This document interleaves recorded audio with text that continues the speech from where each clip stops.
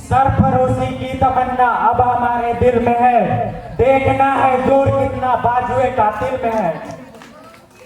यहाँ पर उपस्थित आदरणीय मुख्य अतिथि महोदय, माननीय प्राचार्य महोदय एवं आदरणीय शिक्षकगण, अभिभावकगण एवं मेरे प्यारे भाइयों एवं बहनों, मित्रगण, आप सभी को स्वतंत्रता दिवस की हार्दिक शुभकामनाएं। मैं आप लोगों के समक्ष देश पर बलिदान हुए जो कुर्बानी दिए थे उन क्रांतिकारियों के ऊपर उनको समर्पित करने वाली एक कविता सुनाना चाहता हूँ।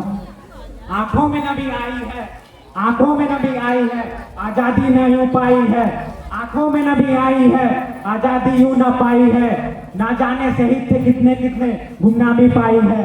क्रांति की आग जो फैली, क्रांति की आग जो फैली, दिया होती प्राणों की तब आजादी हमें मिल पाई है।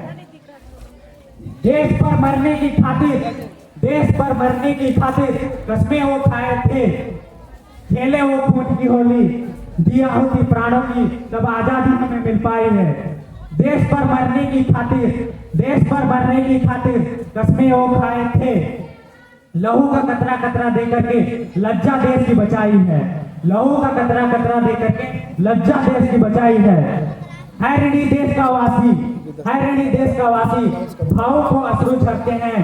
है ऋणी देश का वासी, भावों को अश्रु झरते हैं। ना जाने कितनी माओं ने औलादे अपनी गवाई है, ना जाने कितनी माओं ने औलादे अपनी गवाई है। हम जो खुश हुए बैठे, हम जो खुश हुए बैठे, ना समझे कीमत है आजादी। हम जो खुश हुए बैठे, ना समझे कीमत है आजादी। कृत्य उनके ही, कृत्य उनके ही, चैन सांस हमने पाई है, चैन सांस हमने पाई है। विजय गाथा देश की, विजय गाथा देश की, उनके भी अधूरी है। विजय गाथा देश की, उनके भी अधूरी है। देश पर समर्पित, देश पर समर्पित उन सभी क्रांतिकारियों को सत सत नमन। चंद्रशेखर आजाद जी जो 24 वर्ष की अल्प आयु में ही अल्फ्रेड पार्क, जो आज आजाद पार्क के नाम से प्रसिद्ध है, उस पर शहीद हो गए थे। उनके ऊपर कुछ पंक्तियां कहना चाहता हूँ। छोड़ अहिंसा की रटबाजी, छोड़ अहिंसा की रटबाजी, सबको ठोका बारी बारी। छोड़ अहिंसा की रटबाजी, सबको ठोका बारी बारी। जियो तिवारी जनेऊधारी। 23 जुलाई 1906 को उस क्रांतिकारी का जन्म हुआ था। कमर पे पिस्टल, सीने पर जनेऊ और मूछों पर ताव था। गुलाम भारत में एकलौता आजाद था। नाम था चंद्रशेखर आजाद, जो इस देश के लिए अपने प्राणों की बलि चढ़ा दी और बलिदान हो गए। भगत सिंह का कहना था, इस कदर वाकिफ है मेरे कलम मेरे जज्बातों से, अगर मैं इससे लिखना भी चाहूं तो इंकलाब लिख जाता हूं। यानी कि वो देश के लिए खून खून में रगों में उनकी देशभक्ति की भावना इतनी जड़ चुकी थी कि वे हर कदम सिर्फ आजादी ही चाहते थे, उसके सिवा अन्य कुछ नहीं।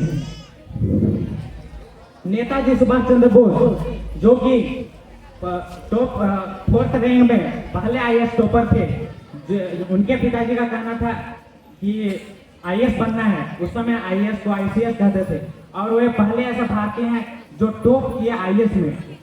वे प्रतिष्ठित पद पे थे, लेकिन आईएएस का पद इसलिए छोड़ दिया क्योंकि कलेक्टर का मतलब है टैक्स कलेक्ट करने वाला, यानी कि टैक्स वसूलने वाला।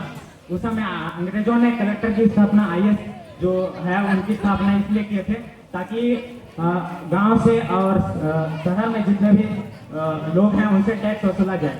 लेकिन सुभाष चंद्र बोस ऐसे व्यक्ति थे जो देश का हित चाहते थे, अपना स्वार्थ नहीं।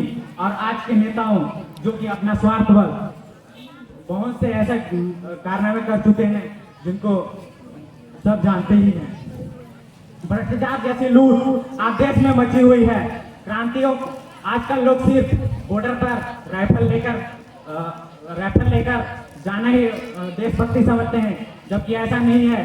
सत्यनिष्ठा ईमानदारी को भी देशभक्ति ही कहते हैं।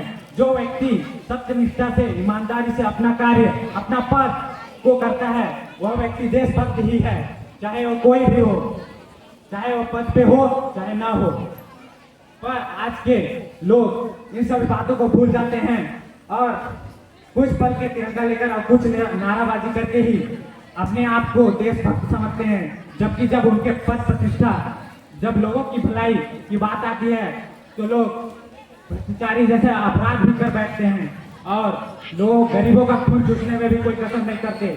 आज की जो न्याय प्रणाली है उसमें लोग जो भगत सिंह का कहना था कि अंग्रेज तो जाएंगे, इसमें कोई दो राय नहीं है, लेकिन साथ में साथ अंग्रेज भी जाने चाहिए, अंग्रेजियत भी जानी चाहिए ताकि लोगों का भला हो सके।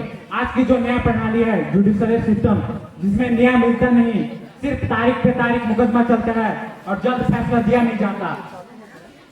जबकि सम्राट विक्रमादित्य ऐसे व्यक्ति थे जो जितना भी बड़ा फैसला हो 3 मिनट के अंदर सॉल्व कर देते। ऐसे देश में भी आज न्याय की भीख मांगनी पड़ रही है।